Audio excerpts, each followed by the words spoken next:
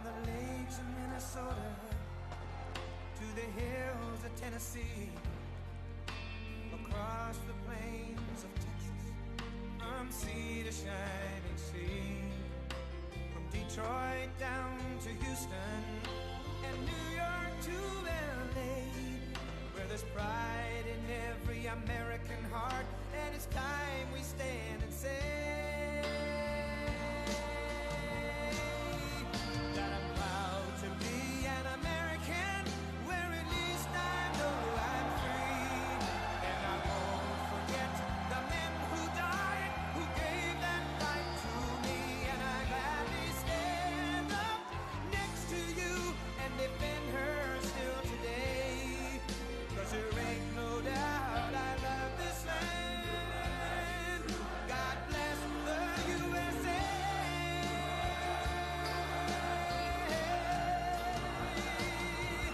And I'm proud to be an American, where at least I know I'm free. And I won't forget the men who died, who gave that right to me.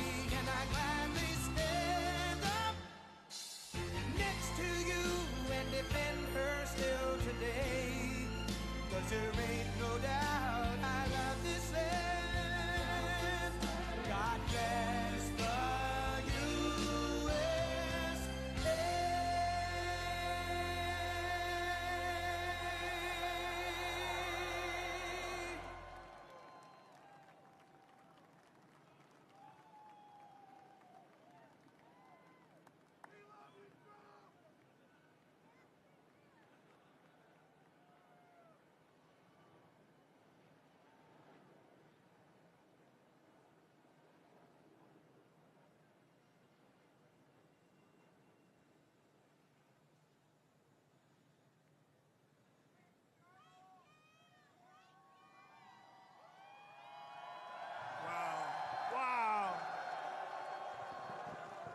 Wow. That's a beautiful sight, and it's a beautiful sight to be with you in a place called Fort Bragg.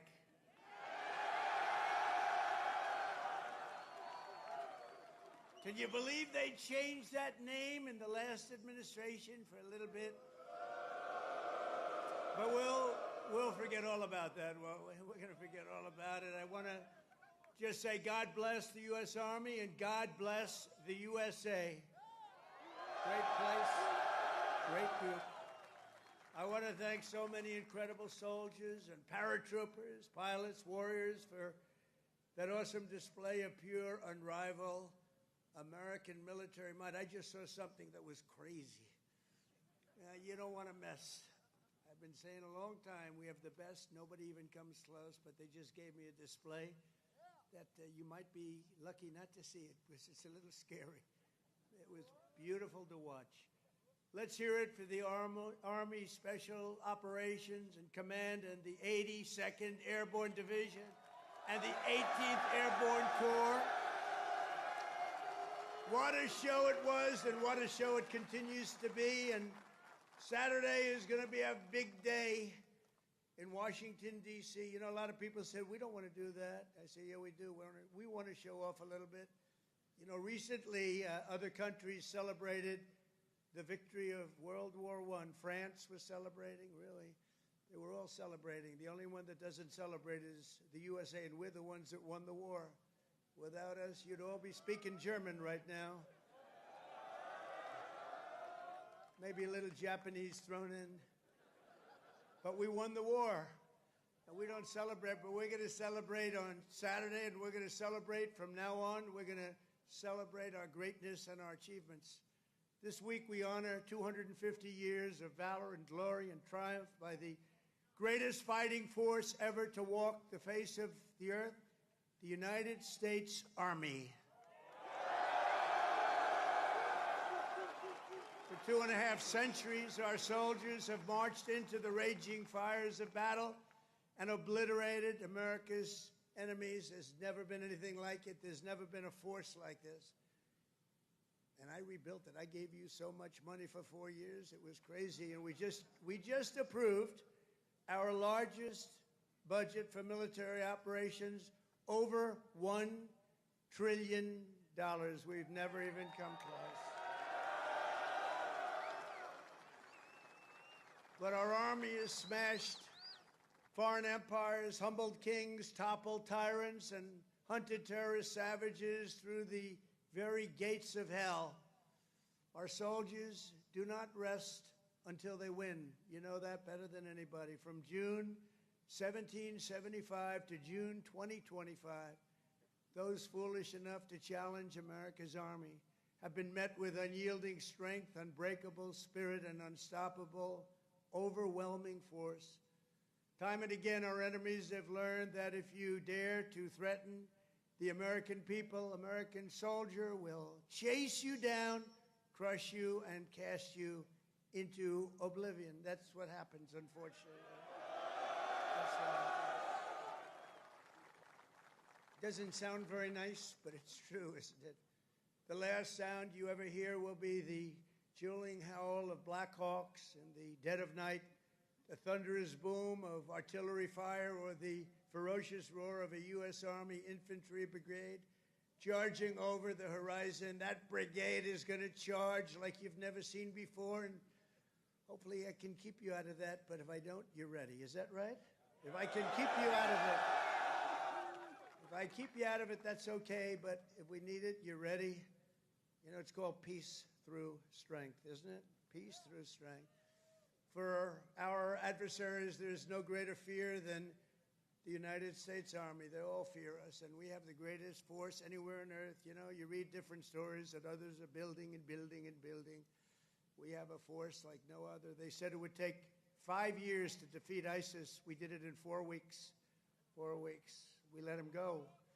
Unlike other of your leaders, I let him go. And we had General Raisin Kane, who's now the head of the Joint Chiefs of Staff, because I liked him. He was a warrior. He was a great warrior. And now he's been rewarded for his incredible work. But they said it would take 5 years. We did it in 4 weeks. Someday I'm going to ask him to explain that one to me. But it was the television generals that said that. The real generals got out and fought, and nobody fought like them ever. But for the American people, there's no greater pride, because you are the righteous sword of American justice and the ultimate shield of American freedom. This week we remember that we only have a country because we first had an army. The army was first. In fact, the army was even before the country. You know that, right? 1 year before the country. After 250 years, we still proudly declare that we are free because you are strong. You are so strong. We're safe because you are brave, and America's flag will never fall because America's army will never, ever fail. Never going to fail. Every branch of the armed forces has played a critical role in protecting our nation, but no one has done more fighting, bleeding, and winning than the U.S. Army. Nobody's done that. The Army has earned more combat medals and more battle ribbons than any other service, and 70% of all of the medals of honor. We give away medals of honor all the time at the White House to incredibly brave people, but you have 70% of them.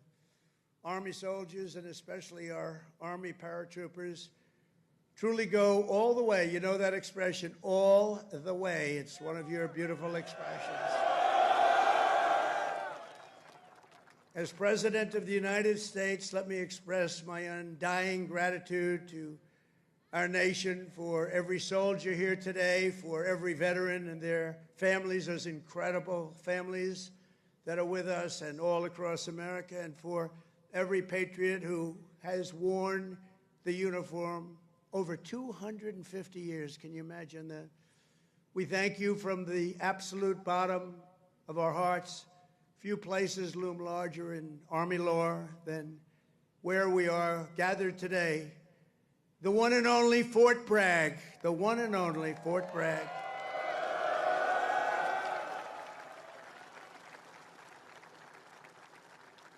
But remember, it was only that little brief moment that it wasn't called Fort Bragg. It was by the Biden administration, not Trump. I had nothing to do with it. We got it changed.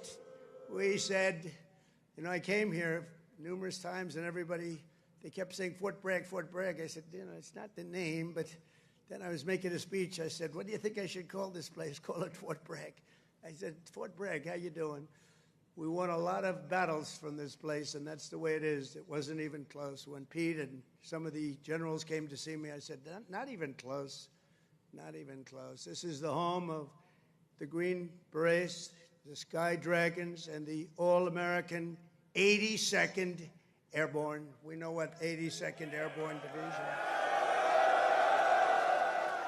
This is where the GIs who won the Second World War learned to pack their parachutes and push howitzers and go right into those C-47s with lots of arms and push them right out those big, beautiful doors and wield their bayonets and pry the enemy from the hedgerows of the French countryside. France needed us badly. We were there. A lot of people needed us badly. They still do, maybe worse than ever.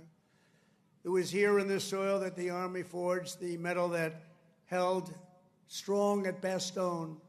It was here the mighty paratroopers earned their wings before they rained down death from above to liberate Sicily, Normandy, and even the Netherlands. That's right. We saved the Netherlands. Every inch of this base is steeped in the legacy of those warriors who have said with pride, "Sir, I trained at Fort Bragg, sir." That was pretty cool. And that is why we restored the historic name of this very, very special place. I don't know if it could be the same place. Fort Bragg is in. That's the name. And Fort Bragg, it shall always remain. That's never going to be happening again.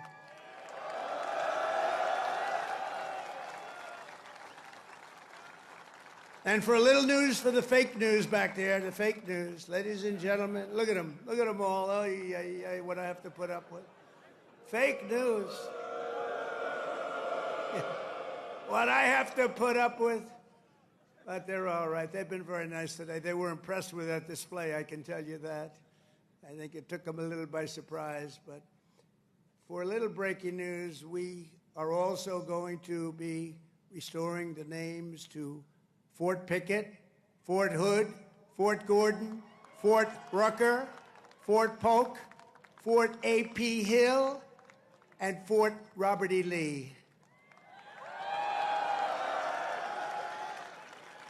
We won a lot of battles out of those forts. It's no time to change.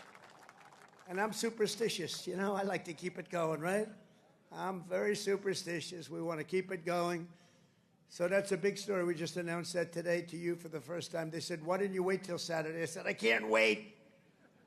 I got to talk to my friends here today. This is a record crowd. You know, you never had a crowd this big. That's an honor. You think this crowd would have showed up for Biden? I don't think so. I don't think so. I don't think so. Maybe I'm wrong. Maybe I'm wrong. I want to thank so many great leaders here today, including Secretary of Defense Pete Hegseth, who's been great. By the way, Pete, thank you. Great. And he went through the wars, you know? Pete went through the wars. He had to get through a very hostile group of people that I think really don't want to see America be great again, maybe, or something. But he persevered, and he got there, and he's doing a fantastic job. Great job, Pete. Thank you very much. Secretary of Veterans Affairs, Doug Collins, a fantastic man. Thank you, Doug. You're doing a great job. Doing a great, great job. Way, way up from the last administration, Veterans Administration. It's way up. You saw the recent poll. The people are happy. They weren't happy a couple of years ago. They were really happy 5 years ago. But it went downhill from there. We did so much. We got you medical. If you had to wait, if you had a delay at all, you go out to see a private doctor, we pay the bill, you take care of it. You don't wait for 6 months and end up getting very sick on something that could have been done with a little shot or a pill. We did that. Then they wanted to drop that. I said, we're not dropping it. But, Doug, I'm proud of you. I just heard some great things. Thank you very much. The Secretary of the Army, a really brilliant young guy, went to Yale. Can't have everything. Top student. Dan Driscoll, thank you. Thank you, Dan.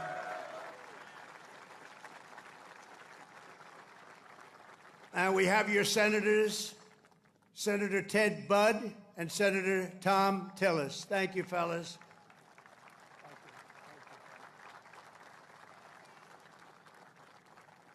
Congressman Richard Hudson, Pat Harrigan. Where's Pat? Pat? Good, Pat. You're doing great. You guys are amazing. And we have the big brass, General Andrew Pappas. General, thank you. Thank you, General. Doing a great job. General John Braja. John, thank you. Great job. Thank you for today, John. General Greg Anderson. Thank you. Thank you, Greg. Thank you.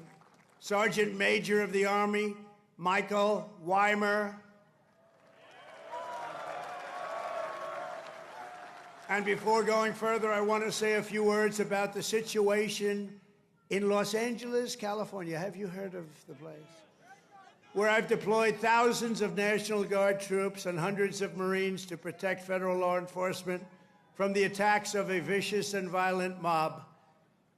And some of the radical left, they say, oh, that's not nice. Well, if we didn't do it, there wouldn't be a Los Angeles. It'd be burning today, just like their houses were burning a number of months ago.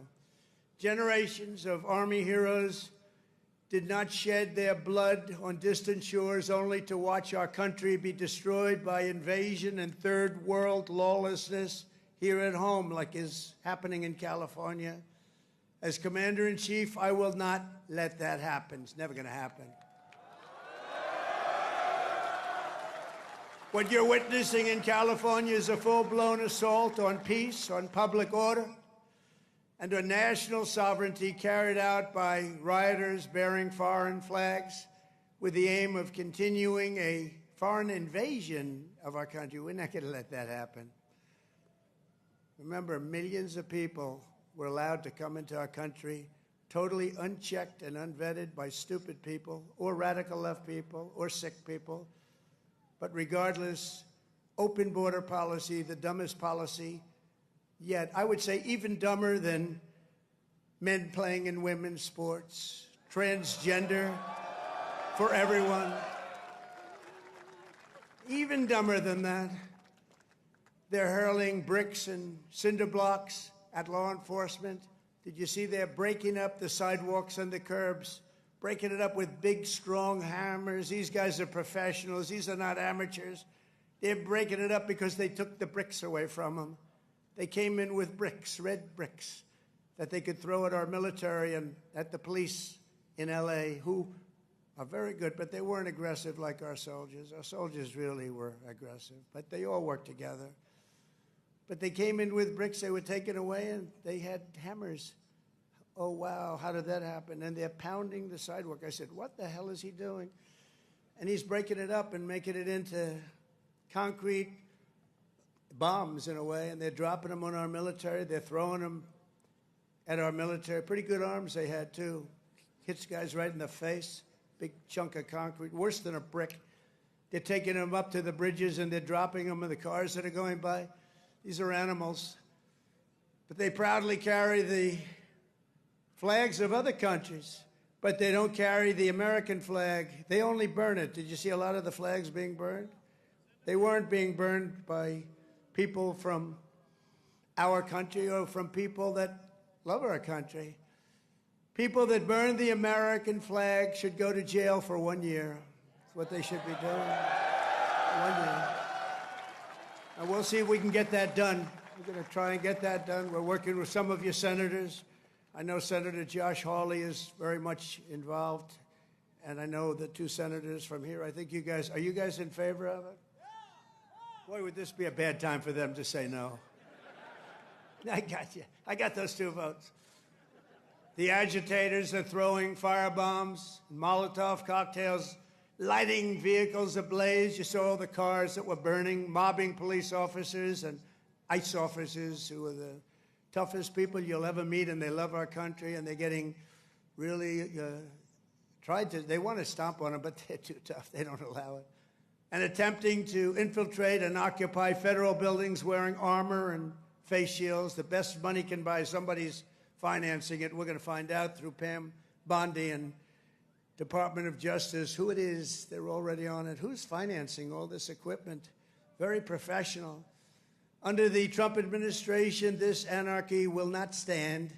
We will not allow federal agents to be attacked, and we will not allow an American city to be invaded and conquered by a foreign enemy, and that's what they are. A lot of those people were let in here by the Biden administration. They just poured right in. They came from prisons, they came from jails from all over the world. They came from mental institutions. They were the leaders of gangs. They were drug lords allowed to come into our country. Their countries threw them out.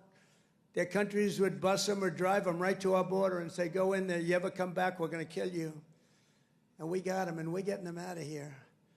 I want to applaud the courage and the strength of the incredible troops who are right now standing guard to protect federal property and personnel and uphold the supremacy of federal law. That's what they're doing. They're protecting our ICE agents. They're protecting the police in Los Angeles. The head of the police in Los Angeles, a good man, I hear a good man, but he was actually saying we really did need this help. It had gotten away from them. It had long gotten away. And we gave it to them. Not only are these service members defending the honest citizens of California, they're also defending our republic itself.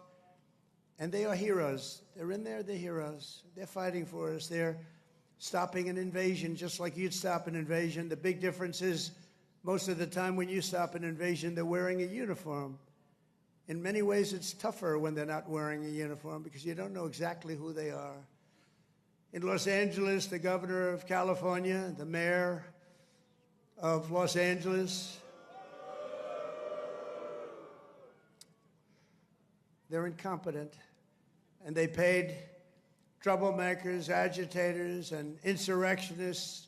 They're engaged in this willful attempt to nullify federal law and aid the occupation of the city by criminal invaders. That's what it is. They're invaders, no different.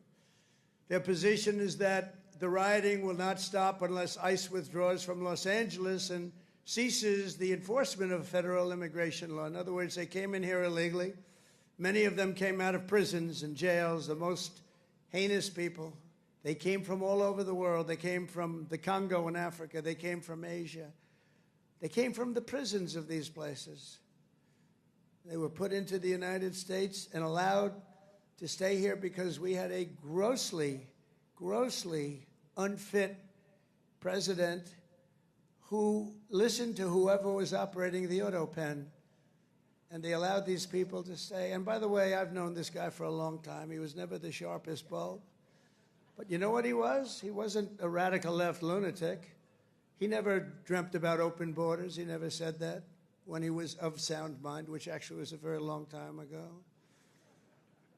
So sad what they've done to our country. I will say that without question, however, you're seeing the financial numbers. We've now got the hottest country anywhere in the world. And 6 months ago, it was the coldest country. We're being laughed at all over the world. I was in Saudi Arabia, Qatar, UAE. We brought back $5.1 trillion into our country. And all three leaders, they're great leaders, all three said, you know, you are presiding over the hottest country anywhere in the world. And they said the exact same thing. They said 6 months ago, it was the coldest country. I'll tell you, it changed on a date. You know what November 5th was? It was the election of a president that loves you. And that's when it all changed. That's when it all changed. Within the span of a few decades, Los Angeles has gone from being one of the cleanest, safest, and most beautiful cities on earth to being a trash heap with entire neighborhoods under the control of transnational gangs and criminal networks. It's horrible what's happened so quickly. As the entire world can now see, uncontrolled migration leads to chaos, dysfunction, and disorder. And you know what? They have it in Europe, too. It's happening in many of the countries of Europe. They don't like it when I say it, but I'll say it loudly and clearly. They better do something before it's too late. Very simply, we will liberate Los Angeles and make it free, clean, and safe again. It's happening very quickly. The one big, beautiful bill, you've heard about it. We call it the one big, I was on one of the television shows, I think Deface the Nation. Ladies and gentlemen, Deface the Nation. It's actually called Face the Nation for those of you that are smart enough not to know, because you're better off not knowing. But I was on one of the shows, and I said, we got to get a great bill. They said, would you like it to be one bill, or would you like it to be 7 or 8 bills? They said, I want one big, beautiful bill. And the Republican Party liked that statement. They call it one big, beautiful bill, so that's good. And that's what it is. It's great. And it's currently before Congress. It provides all necessary funding for ICE, for Border Patrol, and for the Department of Defense. And I told you at a level that we've never had before, over $1 trillion. We better get that bill approved. Otherwise, your helicopters and your planes and your equipment's going to start to look a little bit old, General. You better push your favorite congressman. You better push these 2 senators. I think they're in good shape, however. But we got to get it approved. And those congressmen by you are all 100%. I don't even have to talk to them. They've been so great. So I want to sign this into law immediately. And with the signing, so many great things will happen to our country. No tax on tips. Think of that. No tax, seniors on Social Security. No tax on overtime. They're going to pay for themselves. And if you get a car, and if you borrow money to buy the car, we're going to let you deduct the interest payment if it's a new car made in America. Only if it's made in America. If it's made in Japan or China or any place else, we're not really interested in your deduction. I was elected winning all 7 swing states, the popular vote by millions and millions of votes, and all counties throughout America by 2,750 to 525. That's what I call a big number. But this is a mandate from the people to restore the sovereign borders of the United States, and that is exactly what we're doing. Not only the borders, the financial institutions, and our country itself. We will not be deterred. And the mob in Los Angeles or anyone else, anywhere else, will not succeed. They don't even have a little chance. And I will be calling you early as I see this happening because, in theory, I guess you could say a governor could call, but they don't call. They let their city burn, like in Minneapolis with this guy who ran for vice president against J.D. That was a good debate, J.D. against this guy. Remember how bad he was? That was one of the, I said, J.D., there's never been a man like you're competing against. This is the worst. I think he's running for president, too. Can you believe it? But he's a radical left lunatic. And I'll never forget, in Minnesota, that city was burning down. Minneapolis was burning down. It was going to burn to the ground, and he wouldn't call the guard. And I waited for a long time, and I called the guard, and I saved it. But I wish I would have called it the first day. And I said, if this ever happens again, because I was thinking about running because the election was rigged and stolen, we all know it. They said, we're going to run again, and if I win, which I hope, remember, we're going to make it too big to rig. But we did. We won by millions and millions of votes. So beautiful to watch. That was such a beautiful, 9:02 in the evening. They said, ladies and gentlemen, Donald Trump is projected to be the winner. I said, well, you think that was easy? I don't think these ladies from North Carolina think it was easy. They followed me. I don't know what happened to their husbands. They're married to very nice people. But they've been to, 138 rallies? They said more. And they're from North Carolina. It's nice that we have one nearby finally, right? They go all over the country. I don't know what the hell's going on, but they're great. They're North Carolina, beautiful, wonderful woman, and we appreciate it. Like 130 rallies or some crazy number. Are your husbands satisfied with that? Are they okay? Oh, here he is. He showed up. One of them showed up. That's great. Congratulations. Great women, actually. The great patriots. We will use every asset at our disposal to quell the violence and restore law and order right away. We're not going to wait 7 days and 8 days and wait for a governor that's never going to call and watch cities burn. And let me tell you, if we didn't do this, Los Angeles would burn. It would be burning to the ground right now, just like their houses burned to the ground just a few months ago. And the only flag that will wave triumphant over the streets of Los Angeles is the American flag. So help me God.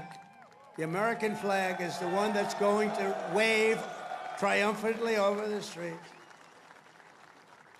And now let's get back to the true reason we're here today, celebrating 250 years of unbreakable Army courage. This week we commemorate not just the starting point in Army history, but a turning point in the history of the world. That's how important it is. When the Continental Congress created the Army and appointed its first commander, name happened to be George Washington. Has anybody heard of him? George Washington. Are you okay, darling? Are you all right? Yeah, take your time, please. Doctor, please. Doctor. Doctor in the house. Thank you. Thank you very much. These are great people. They've been waiting here a long time, General, so, you know, we want to give them all the time they need, right? Thank you very much.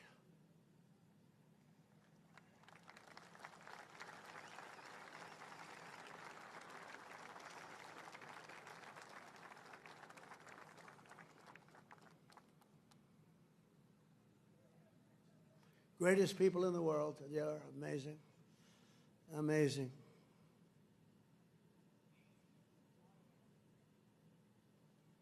Oh, good. Thank you very much. Thank you.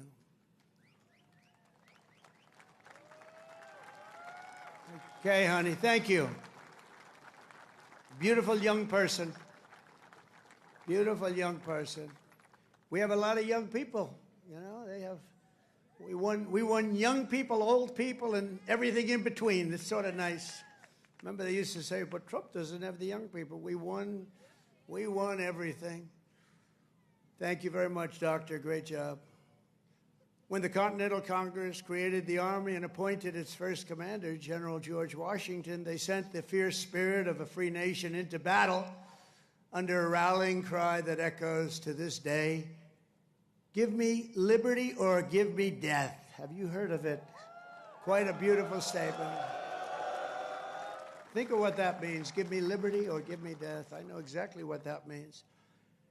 Just 3 days after the birth of the Army, the great patriot, founding father, Dr. Joseph Warren, was on the front lines as a soldiers stood totally outnumbered and outgunned at Bunker Hill. They had a group of soldiers against them that was supposed to be, in that day, unbeatable.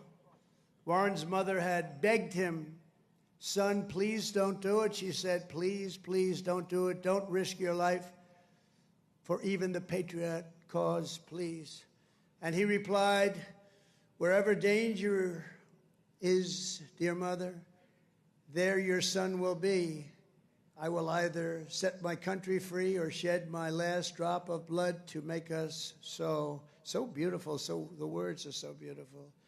At Bunker Hill, Warren kept his vow, fighting and fighting and fighting and loving his country until he fell, drenched in blood, and gave his life at the very young age of 34.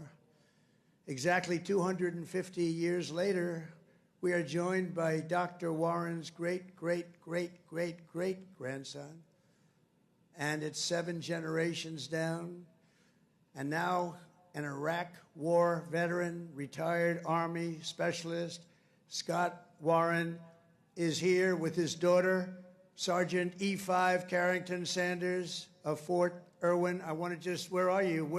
Where would you be in this big crowd? Thank you very much. What an honor. What an honor. You look great, too, by the way. You really look great. Thank you very much. What a great family. But you carry in your veins the love and devotion of a martyr for American liberty. Please stand. Just put that hand up once more for the people, because they want. Thank you very much. You're looking good. Looking good. Good genes. Good genetics. Thank you both. Thank you very much. The life of a soldier is not just a job. It's a calling and a sacred tradition passed down from father to son, brother to sister, and one generation to the next. At every hour of danger, our noblest citizens have answered that call, kissed their loved ones goodbye, and run to the sound of guns. You run to the sound of guns. You run right into them. You're going to win. When the British tried to reconquer our young nation in 1812, 1,000 Americans at Fort McHenry fought off a British invasion fleet, 5,000 strong. They say it was unstoppable. Lieutenant Francis Scott Key, you all heard the name, watched from Baltimore Harbor as the Army kept Old Glory flying high. Many people died. Deeply inspired, he wrote a poem in tribute to Army courage and American pride, known today as the Star-Spangled Banner, or our national anthem. Great. 8 generations later, we're joined by a descendant of Francis Scott Key, who has spent 2 decades in uniform, Major Kyle Key of Army National Guard fame. Please, Major, where are you, Major? Thank you. Thank you. Looking good, too. What's going on here? These guys they all come from a very fine strain of blood. That's great genetics is right. Thank you both very much. Major Key, thank you for helping to keep this incredible land of ours free and the home of the brave, and that's what it was. Through the decades that followed, the Army conquered the great frontier, won the war that restored our nation and broke forever the chains of slavery. A generation later, the Army's Rough Riders stormed up San Juan Hill with Colonel Theodore Roosevelt and swept the last foreign empire from the American hemisphere, forever swept. In World War I, our doughboys fought bravely in the Valley of the Marne and in the Argonne.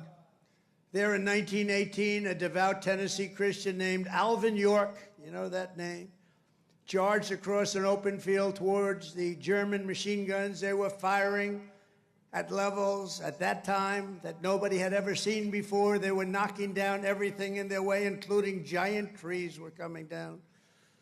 The enemy mowed down more than half of his platoon almost immediately. The platoon was going down like nobody's ever thought possible. But York pressed on into the jaws of death. He slayed German after German and returned with 132 prisoners from behind the enemy lines. And he had the option of killing them, and he didn't want to do that. And that's okay, isn't it, right? It's okay. But he brought 132 back. And his actions and the actions of that great day, a crazy but great day, Sergeant York earned the Congressional Medal of Honor and became one of the most famed and decorated heroes of the First World War. Very famous, actually, because of the movie that was made. And we're joined today by Sergeant York's grandson, Army Colonel Gerald York. Gerald? Thank you. Thank you, Gerald. Thank you very much. It's a great honor to have you. Thank you, Gerald. At his grandfather's funeral in 1964, Gerald was told by the command sergeant major of Fort Bragg that it was about time he joined the Army. And he volunteered for combat in Vietnam and gave the Army 31 of his best years. No, I think your best years are right now. You look very good. Your best years are right now. Keep it going. But Colonel York, we salute you. We salute your family and the fame and the bravery of your family. Thank you very much. Appreciate you being here. And in World War II, the Army once again came to the free world's rescue. Among the millions and millions who volunteered was Henry Armstrong. He enlisted 6 months before his high school graduation and did basic training right here at Fort Bragg. By the next year, he was in Normandy. He fought his way across France as part of Patton's Third Army, crossed the Rhine into the heart of Germany, and helped liberate a Nazi concentration camp. He was a brave person. Command Sergeant Major Henry Armstrong is here with us today. He's 100 years old, a veteran of numerous World War II battles, and 41 years in the Army.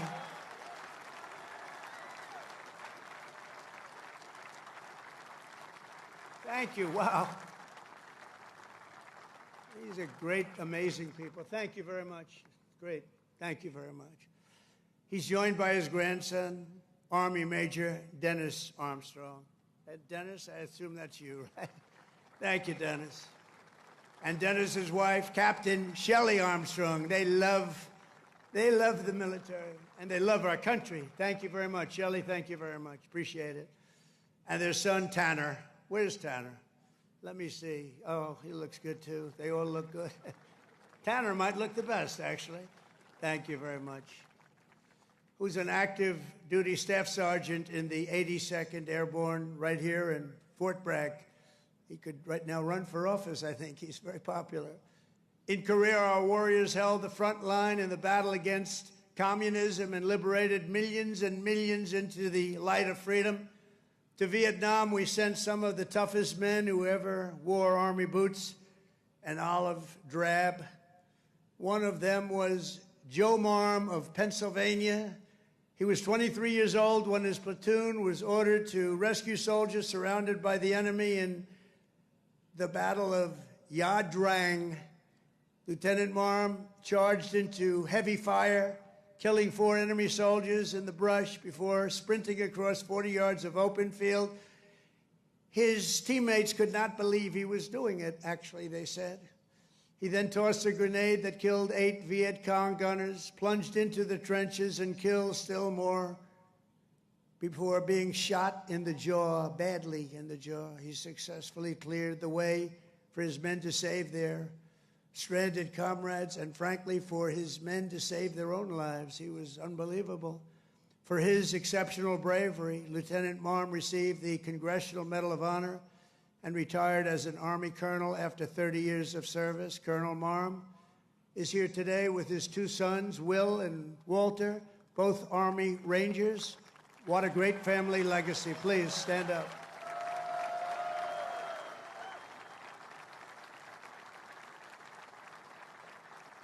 How's your jaw feeling? All right? The jaw? It's all right? Looks pretty good. I wish mine looked that good. It's very good. Thank you very much. Great family. Appreciate it. Real heroes.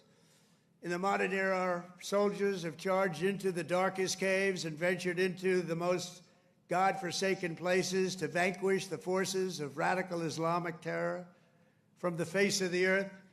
In 2007, Chief Warrant Officer Eric Phillips was stationed at a remote outpost in the Afghan mountains when a massive Taliban force attacked from all sides. He thought he was finished.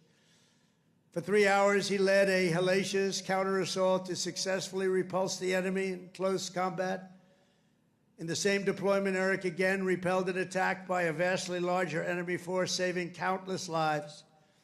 For his spectacular gallantry, Chief Phillips earned the Distinguished Service Cross and the Silver Star, becoming among the most highly decorated warriors of any branch in the War on Terror. Actually, he is the most decorated, and it's not even that close. Many, many battles, many, many medals. And he's with us today, Chief Phillips. You did us all proud. Please stand up, Chief Phillips. Thank you. Thank you very much. Thank you. You are Army strong. Thank you very much, Chief. From the American Revolution until today, the story of the Army is the tale of an unbroken chain of American patriots who gave all they had for this country. It is the saga of epic men like Washington and Jackson, Grant and Custer, Pershing and Eisenhower, Patton and MacArthur, Wild Bill Donovan, and the great General William Yarborough, father of the Green Berets. You know that, the Green Berets? You know that? William Yarborough. It's the story of fabled units like the Old Guard, the Iron Brigade, the Big Red One, the Buffalo Soldiers, the Harlem Hellfighters, the Tuskegee Airmen, the Screaming Eagles, and George Patton's Hell on Wheels. They called it Hell on Wheels. When he was after you, it was not good. The weapons of war have changed with every generation, but the unflinching loyalty of the American soldier has always remained the same. The Army has always stayed true to its motto, this we'll defend. You know that. This we'll defend. Army warriors who have laid down their lives for America rest by the thousands in the sacred soil of Arlington and Gettysburg, Anzio and Manila, and to far-off places known only to God. We owe everything to them. Today we renew our devotion to the cause of liberty for which they so selflessly lived and fought and so bravely died. There could be no greater tribute to their memory than to prepare the Army to dominate America's enemies for the next 250 years and more than that. That's why under the Trump administration, we're focused on restoring the spirit of the U.S. Armed Forces. No soldier ever volunteered for the Army to be lectured about transgender diversity or inclusion. You don't want to hear that. Transgender for everybody. We don't do that. America's patriots joined the Army to kick down doors, storm beaches, kill terrorists, and win America's wars. That's what we want. And that's what you want.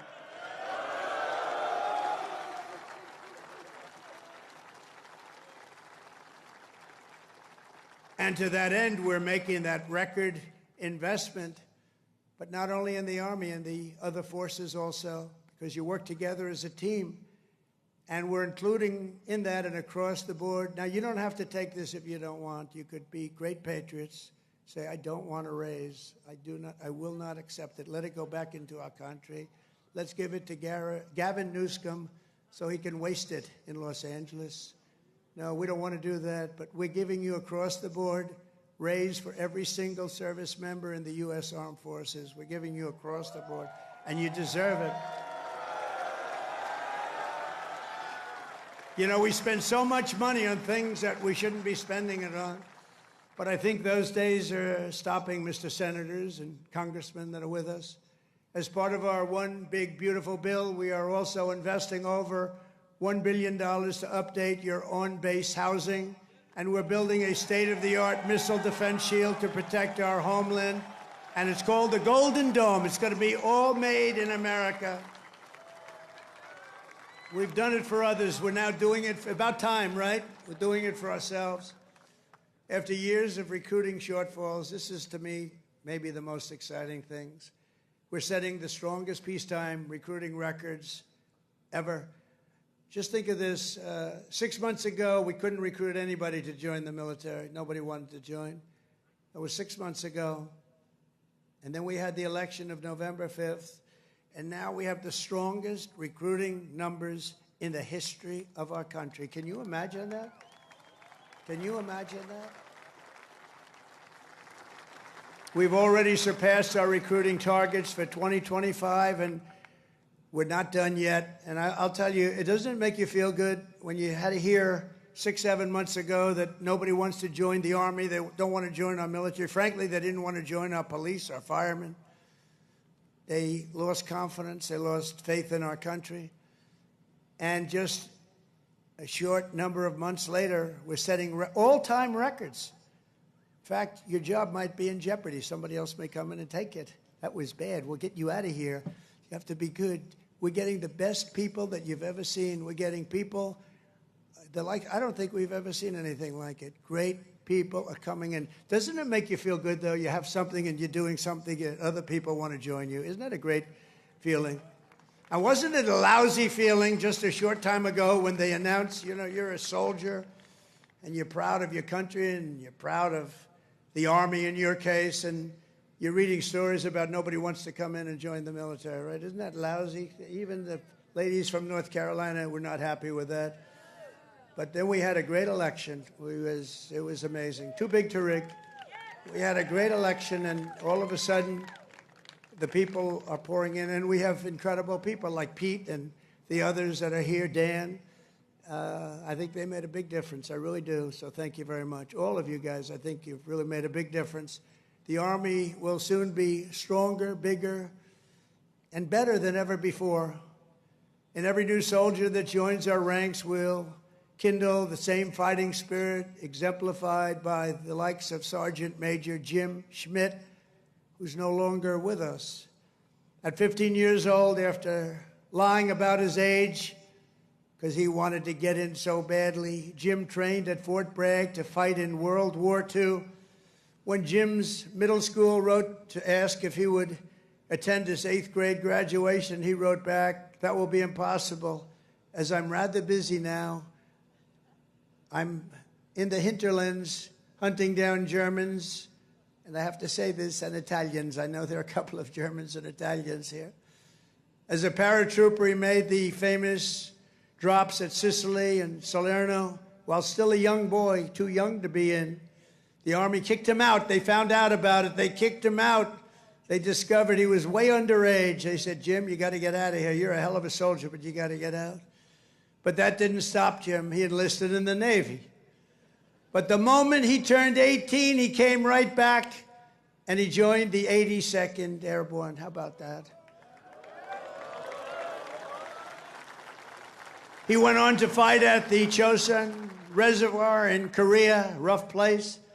Saw combat in Vietnam and ended his career right back at Fort Bragg, having earned 2 Silver Stars, 3 Bronze Stars, and 2 Purple Hearts.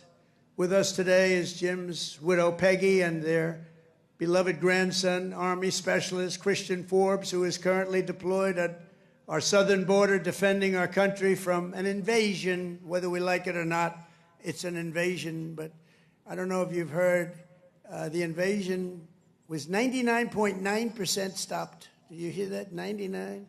Could even be more right. 99.999% stopped. That invasion is stopped, so I think he's in good shape. Specialist Forbes, I want to thank you for defending America.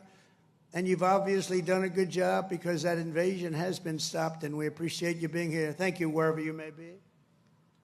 Thank you very much. Thank you very much. Great. We stopped that sucker, didn't we, huh? We stopped it. Thank you very much. Each and every one of you here today carries in your souls the love, strength, and courage of millions upon millions of Army patriots who came before you. Your uniforms bear the same stars and stripes that our ancestors carried to victory at Yorktown, across the Great Plains, and over our Rockies, up the Missionary Ridge, down through the streets of Paris. That's right, we went down the streets of Paris.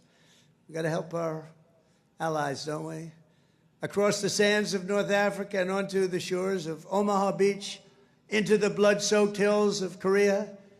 And it was a West Point graduate named Buzz Aldrin who first planted our great American flag on the face of the moon. We know that. Now it's your turn to carry that flag forward and to add your own daring deeds into this chronicle of triumph and legends. Now it's your duty to shield the flame of freedom that was first lit 250 years ago by the heroes of Concord Bridge and Bunker Hill. Standing before you today, I am more confident than ever that in the days ahead and every generation to come, the U.S. Army will heap glory upon glory upon glory upon us all. You will protect every inch of U.S. soil, and you will defend America to the ends of the earth. Wherever danger is, there the U.S. Army will be. Another beautiful phrase.